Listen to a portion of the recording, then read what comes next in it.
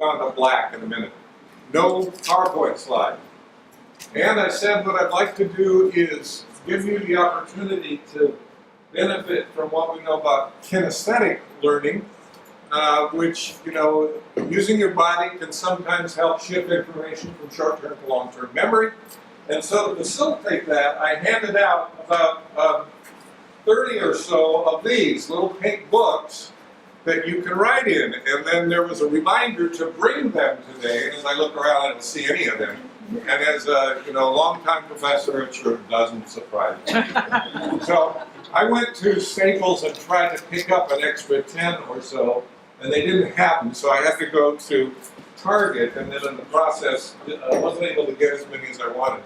But I do have, because this is like 4 chunks, or maybe 5, depending on how we do it, because I wanted to increase the probability that you don't just kind of hear it and then it goes away, there are some remaining books for those of you who don't already have pink ones at home, and some of them are actually black or green or something like that. So what I'm going to do is pass these around, and it'll be a kind of measure of where guilt is in your life when you think about it. Okay, so for those of you where did we start? I mean, this is like steps. One step follows the other. And we started from the quotation by Martin Luther King Jr. And does anybody who was here last time remember any parts of that? His eyes go up to the right, and what does that mean? I had it right here. Yeah, right. Do I get any help with this at all? No. What? It's in my book. It's in my book. Yeah, right. Okay. Okay. They don't know each other. Pardon me? What was the first part? People fail to get along. The first. I mean, what I think is really good about this analysis is King said, people, and this was in response to a young woman who asked him a question. People fail to get along with each other because they fear each other. That's where he started. To me, that just resonates. That's true a lot of the time. People fail to get along, he's talking about multicultural context, because they fear each other. They fear each other because they don't know each other. And that's a step too. I mean, what would happen if people really believed that? That the fear that I'm experiencing that I don't like has, there's a way out of that, and that's to learn more about each other. They fear each other because they don't know each other, and the third step was they don't know each other because they have not, and these were his words, properly communicated with each other. Well, to somebody whose whole background in life has been in communication, that's kind of heaven sent. And I got this from Ferris's presentation when Ferris was interviewing for the directorship of the Multicultural Family Center. He quoted this, and I looked up and I thought, yes, exactly. Fear, lack of understanding, proper communication. That's what links those together. And so what I've done with Chad Chandley and the Kendall Hunt People's help is publish a book that came out about a week and a half ago that I have some flyers about if you're interested in it. And what I'm talking to you about is covered in this book. This is only 63 pages long, and 9 of the pages are pictures. And 2 of the pages are acknowledgments. It's like 50 pages. Really short. And again, stepwise to try to help, Hey, Janet. Okay. You have an audio version of that? I will have an audio version of that, yes. I haven't got it yet because my audio engineer hasn't set a time for me to do that. I gotta go down to do it and do that. So yeah. Okay, so if we want to learn how to if King's right, and it's fear, understanding, and proper communication, then we start with the end, right? And say, well, what is proper communicating? Properly communicating meaning. Well, I have a response to that question. It's not King's, but I think it does fit what he's talking about. Before I get into that, maybe some of you who were here last time remember what we did with the fear piece. Anderson's illustration of that. Anybody recall that situation he talked about? He was down in, what's it? Davenport. Walking back to the parking ramp at night, it's cold. Remember him? What do you remember? Yeah, it's put up. Is that stood up? I don't remember if it was, they said, like, we walk faster or something, or had fear. I mean, it was just a quick experience of two white couples in front of him walking back to the ramp. I'm cold, let me in. And their response was, walk faster. And one woman turned around, so I'm coming. Walk faster. Okay, so if we're going to work from the other end, from what could properly communicate, I think there's like 8 steps. Okay, so, and then you're not going to get all of them today. But the first one I talked about the other day was inventory. The 2 things that we all do as communicators, which is take in and give out. Real simple, right?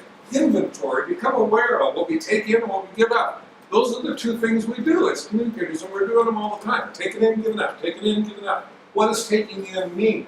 I don't use the word listening for taking in because I think it puts a little kind of narrow understanding in our head, like I'm just going to shut up and look at you and see what you say. Taking in, I think, involves 3 things at least. First is expectations. Second is what you do non-verbally, and the third is what you do verbally. I'm not going to go back over that because that's what I talked about the other day, gave some examples of that, but you have expectations about me right now that are affecting the way you're interpreting what I said. Well, become aware of, monitor those. And I used the example last time, you start on a diet, one thing that's good to do is keep a food journal. What am I eating now? Well, this is the same kind of thing. Inventory, taking in and giving out. Taking in expectations, what you do non-verbally, do you listen with like this? Do you listen with eye contact? I mean, you do good things that encourage people to talk to you. And what you do verbally, you ask open questions. Okay. And giving out, what do you give out? Well, the 3 elements of that are about topic relevance, and topic appropriateness.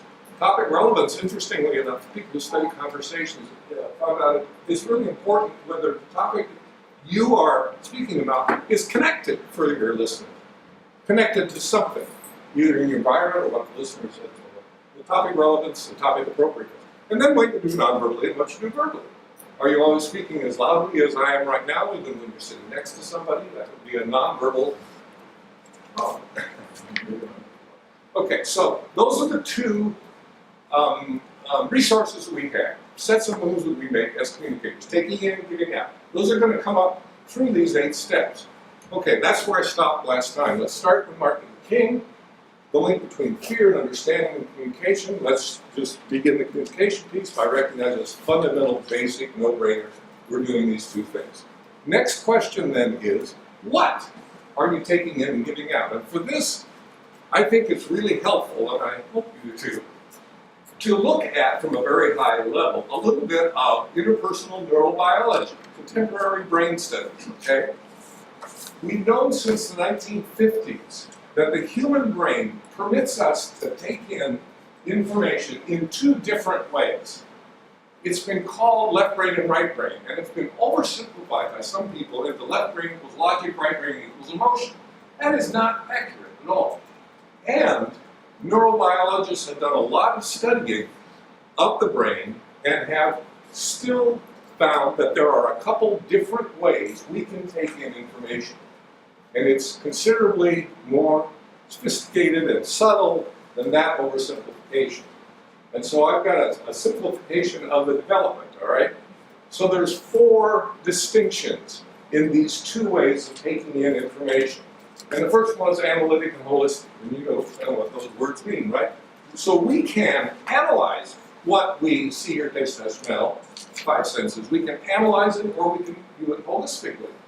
Like if I were going to analyze what I look around here right now, I would say there's about an equal number of men and women. So I break this down into parts, right? What do I do with age? What can I say about the dimensions of this room? I mean, these are all things that I could attend to, and I could make meaning out of, and it could be significant or not to me. Analysis, I've got that power, my brain gives me that power. It also gives me the power to perceive holistically, right? Think of, like I was thinking on the way over here, a wine taster learns to be analytic and holistic about the aroma of wine, right? And you read these pretentious notes about it. A bit of oak, a little cherry, some walnuts sneaking. Well, that's analysis of the smell, right? And then holistically, you smell a good wine and you think, right? Okay, analytic, holistic, we've got both capabilities. Second distinction is objective and engaged. Objective means we can relate to what's around us in a kind of distanced way, or we can relate to what is around us in a way that we are engaged with, that we are part of, that we are connected to. And what I did is just now, Anderson and I have been friends for a while, and I looked at him and felt some of the familiarity that we have developed over a period of time. Engaged. You know, objective, engaged. The brain permits us to do both of those things. Okay? So the first one is what? Analytic, holistic. And the second one is objective, engaged. Third one is literal, metaphoric. Okay? So we can, again, go back to numbers. They're a good example of a lot of the first of these. Literally, how many men, how many women are there in this room? Literally, how many people are there in this room over and under this age? You know, you could describe just bare facts, no elaboration, so on. And we also perceive metaphorically. You know, there's been a lot of research that says metaphor is really important to human meaning making. And a great example that I have of this that came from a focus group at UD of students of color when we were asking them about their experience at UD. A young woman said, being black at UD is like having a second full-time job. That just hurt my tummy. But, and, you know, think about what all is in that metaphor and how many different directions you could go with that. Well, our brain gives us the capacity of orienting to what's around us, understanding, making meaning, whatever you want to call it, both literally and metaphorically.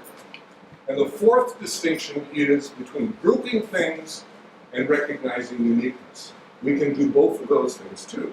It's obviously a powerful tool to be able to group things. And it's also really powerful to recognize uniqueness.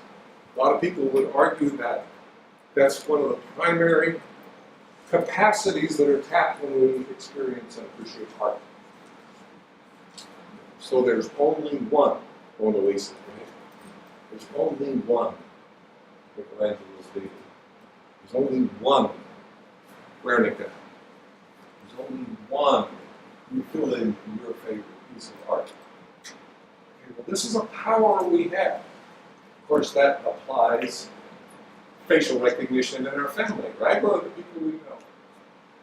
Uniqueness. We can perceive uniqueness.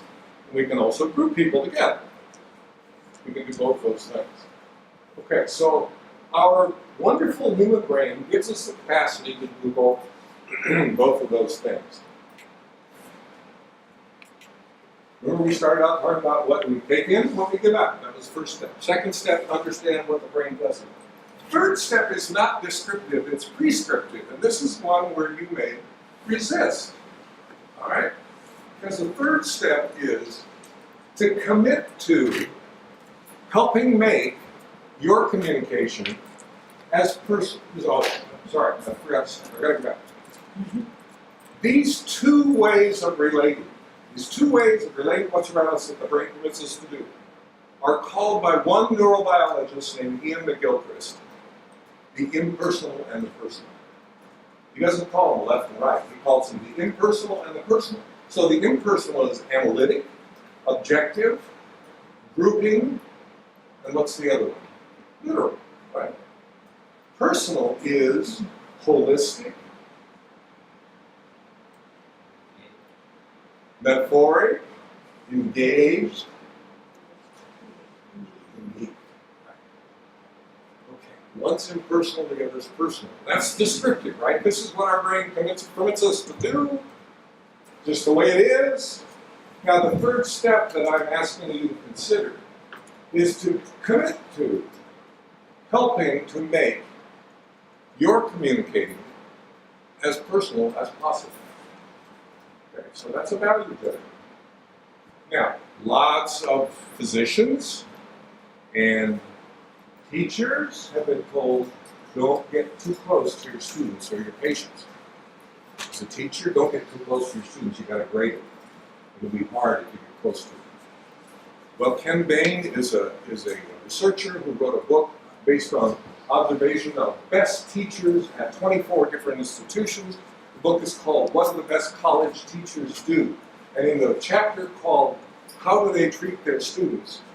He talks about how the best college teachers engage with their students personally, talking about their own struggles with learning. They're not talking about their families, they're not talking about their sex life, they're talking about personal elements to them and learning what are the personal barriers for these students. The best college teachers work to make their professional communication as personal as possible. There is a World Foundation for Person-Centered Medicine that's been meeting in Geneva since 2008. The World Psychiatric Association, the World Family Practice Association meets there, and about 12 other medical associations. And what they are developing is the theory and practice of person-centered medicine. Person-centered, not client-centered, not patient-centered, not even evidence-based. Person-centered medicine. And they've got a journal, an international journal now, and they're arguing that this is what medical science, medical practice, clinical medical practice needs to move toward in the 21st century. And you might just Google that if you're skeptical. It's really interesting stuff to read.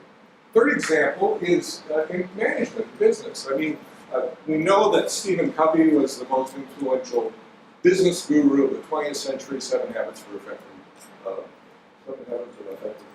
His primary focus was on empathic listening, and that was about being personal. I also ran across an article from the 2012 Harvard Business Review called Leadership is Conversation, when these people are talking about Harvard Prof and his college, are talking about what it takes to be an effective manager. And this heading is intimacy, getting close, building trust, listening well, getting personal.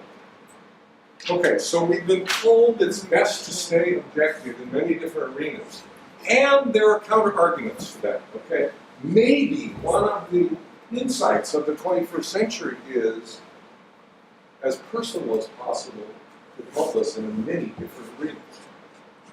Okay, so this first step, take it out, taking in and giving out. Second step, taking in and giving out what? The impersonal or personal. Those are 4 elements. Third step, try a commitment to making your communication, helping to make your communication. You can't do it by yourself. It's always a transaction. It's always a relationship. As personal as possible. Now, I've said what that doesn't mean. It doesn't mean wearing your heart on your sleeve. It doesn't mean prying into somebody's private life. What does it mean? Well, what it means is you attend to 4 elements that help define who we are as persons. What does it mean to be a human being? You know, the philosophers have been asking that question for a long time. There are lots of different answers to it. 4 of the responses are: we make choices, we are aware of our awareness, we have emotion, spirit, personality, some unmeasurable parts of us, and we can be mindful.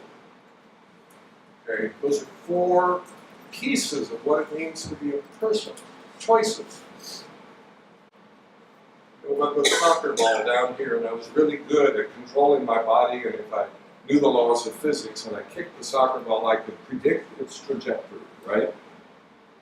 If I put Rick Dickinson down here and backed up and came up and kicked him, what would happen?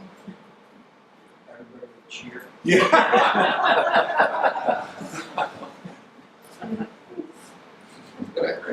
Loving it. He says it wrong.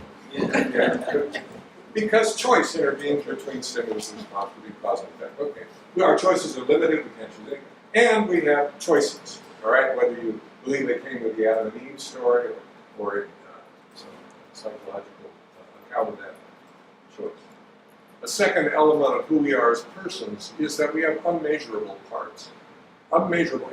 We can be measured in lots of ways. Height, weight, what is the body fat? BMI, body mass index, blood pressure, cholesterol count, all that. You throw those measurements out there and you still don't have a person. We are. And so we've got different names for these unmeasurable parts.